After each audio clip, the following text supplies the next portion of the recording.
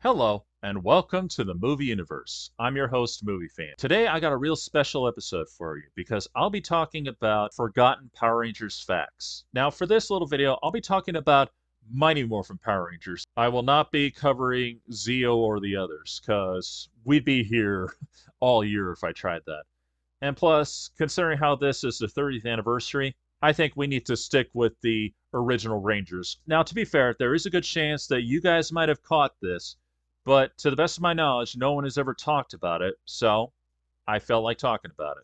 Let's start with number 5. Jason was actually voiced by Brad Hawkins during the power transfer. Now, as we all remember, Austin St. John, Tui Trang, and Walter Emmanuel Jones left during season 2 because of a contract dispute. And during that transition, they had 3 people voice them. Now, it's a little unknown as to who did the voice to Zach during that time, as well as Trini.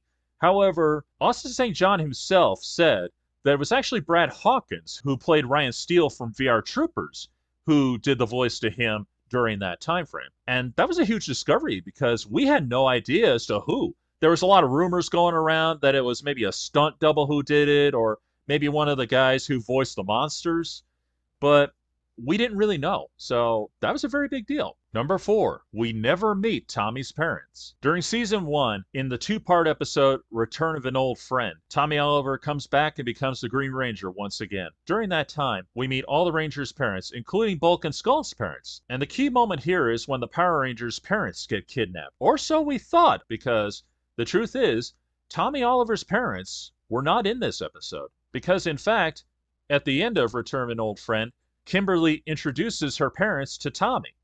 And we never see his parents through the whole time. So he is the only Power Ranger who we never saw his parents. Number 3, Jason is the only Power Ranger who does not have a love interest. Now I know what everybody's thinking. That's wrong.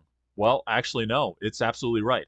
It's no secret that Tommy and Kimberly had a love interest, which was each other. And of course, Zach had a love interest during season 1, who was never seen or heard from again in season 2 for some reason. And for Trini, she actually had a love interest. However, Jason would never have a love interest in Mighty Morphin Power Rangers. Oh, he would get one later on in Power Rangers Zeo at the end. However, we're not talking about Zeo, so that doesn't count. And even Billy had a couple love interests. For instance, there was the girl who was kidnapped by Madame Woe. There was the Girl Scout leader. And then there was the girl who made that statue of Billy. She was kind of a potential love interest. Now, they never amounted to anything, but that's beside the point. The point is, they were potential love interests. But no, Jason never had one. Interesting, isn't it? Number 2, there was actually a Go White Ranger theme song. Yep, that's right, folks. And I'm sure a lot of people might vaguely remember that there was a couple episodes where you actually hear the song go like this. Your next, Goldar! See it?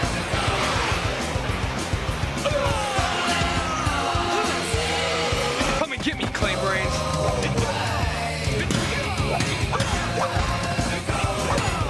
However, that would be quickly overshadowed by the other theme song, White Ranger Tiger Power. Yeah, it's one of those things that really wasn't brought up much, and unfortunately, they never added it to the Power Rangers album. Why?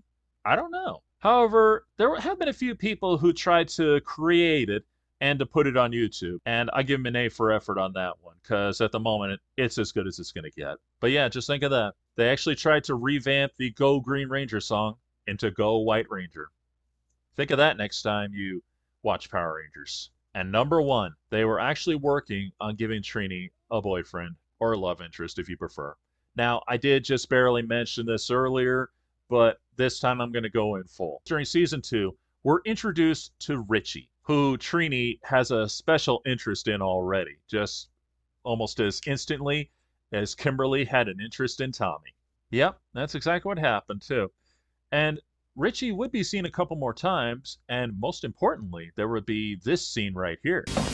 Would you like to study with me later, for the test? Sure. I like that. So they were really leaning towards Trini actually having a boyfriend. But unfortunately, they didn't go any further than that because, well, the contract dispute got in the way. So because of that, it was thrown right out the window. So there you go, folks. Some Power Rangers facts that have either been forgotten or are relatively unknown. This is Movie Fan, signing off.